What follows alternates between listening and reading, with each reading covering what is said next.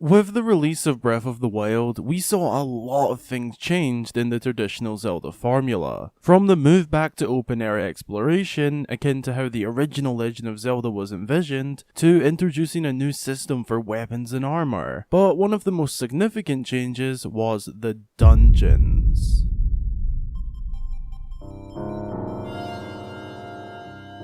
Within this tremendously large land of Hyrule, we were given 4 titanic-sized Sheikah machines, known as the Divine Beasts, and they were a replacement to the traditional Zelda Dungeons, but many fans including myself have had strong thoughts on them to say the least.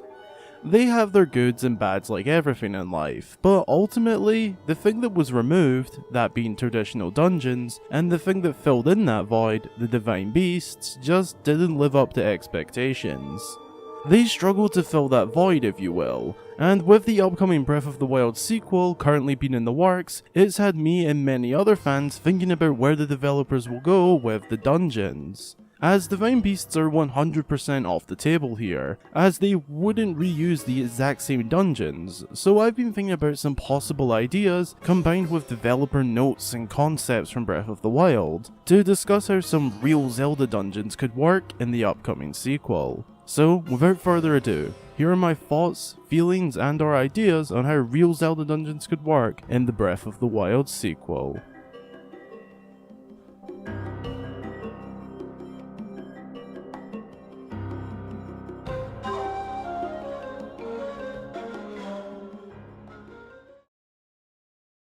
To begin discussing how these theoretical dungeons could work, I believe it's best to state now that none of this is actually facts. It's all based on my own logic, ideas, and a little bit off some developer notes and information published by Nintendo. So whilst there is some solid facts in here, a lot of this is speculation and mostly ideas from myself and fans across the board on what we'd love to see for some good old-fashioned Zelda dungeons. So firstly, what do we need to take into consideration when talking about a Zelda dungeon? Well, there are 4 key factors. How many dungeons the game will have, the order of taking on the dungeons, if there is one, or if they are freely open to challenge whenever, like in Breath of the Wild.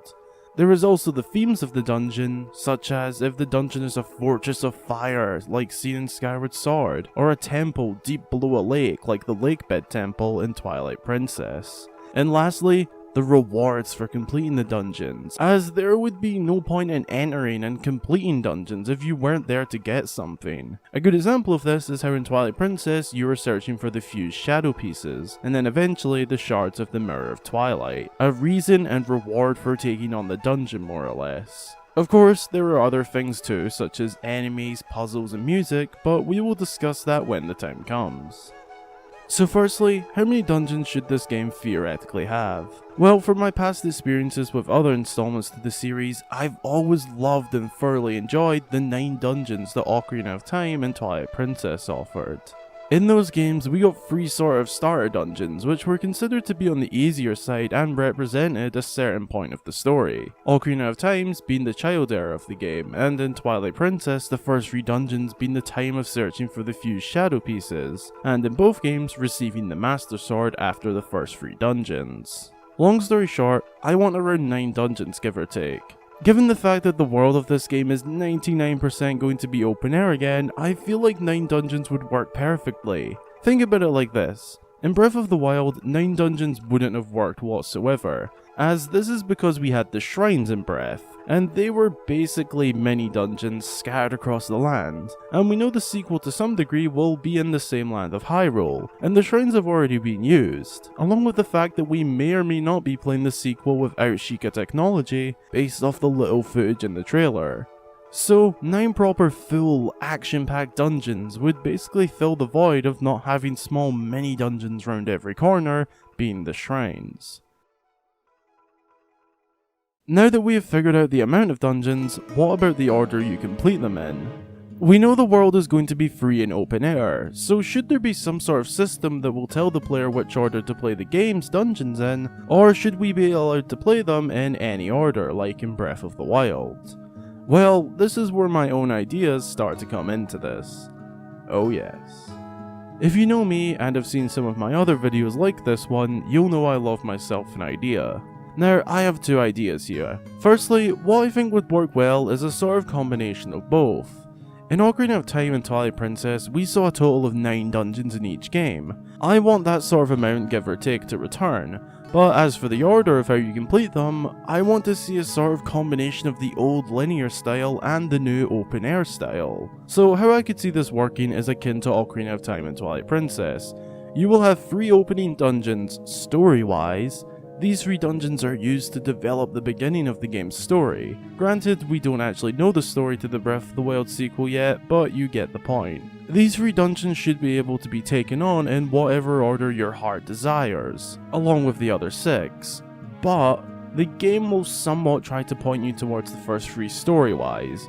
But if you happen to find the other 6 beforehand, you can give them a go, but they will be extremely difficult at the time to complete if you haven't already beat the intended first 3 dungeons. Not impossible, but more or less impossible, or say the other 6 are hidden away or something like that, so you can't even find them. Hell, they could even be buried underground and you need to beat the first 3 to even find out about the other 6. This idea could conflict with how the story develops in the open air format, so I did come up with a second idea that actually originally came from this first one.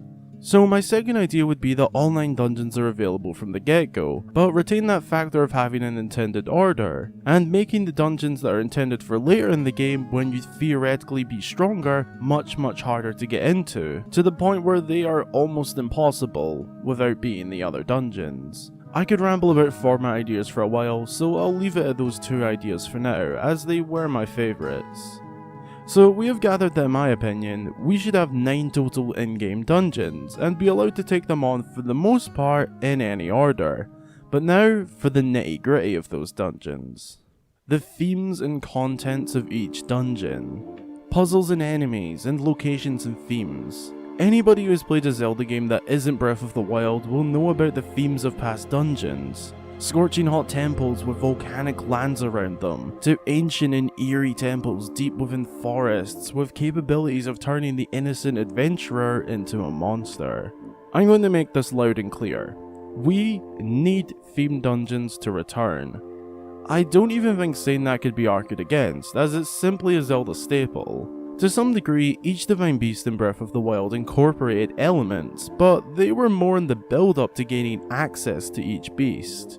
On the inside, they were all more or less the exact same, which don't get me wrong, that worked for Breath of the Wild, but I'd personally want them to just stay in Breath of the Wild. In the sequel, I want to see a forest, fire, water, spirit, wind, and especially a shadow/creepy dungeon, as how cool would it be to explore a haunted mansion or something like that. But there is one other element I really want to see used for dungeons, and that is magic.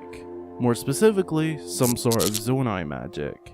The sequel to Breath of the Wild is clearly going to have a fair amount of Zonai influence, and I think we have to see some sort of ancient Zonai ruins or temple. Hell, even a final temple akin to Ganon's Tower, Hyrule Castle, the Moon and Majora's Mask. Basically the ending area to a Zelda game, which is commonly some form of a dungeon, but on a more epic scale to the story.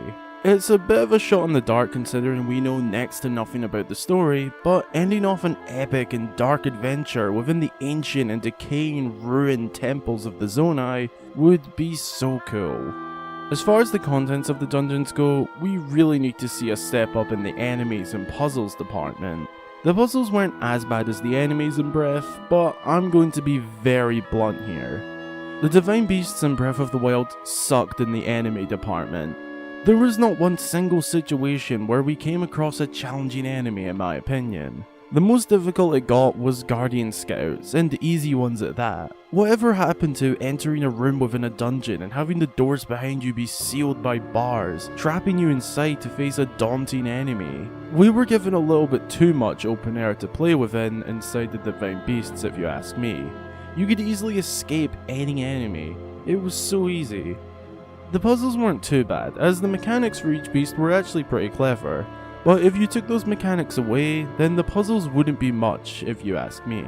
Yes, they did have a few good puzzles, but a Zelda Dungeon to me, and anyone else who has played a game besides Breath of the Wild, can easily confirm that a Zelda Dungeon needs more puzzles than that. So the enemy department and puzzle department needs to take their game up to the next level. To sort of conclude the video, I want to see more dungeons, with themes, more enemies, and more puzzles, and with the ability to complete them in whatever order you desire.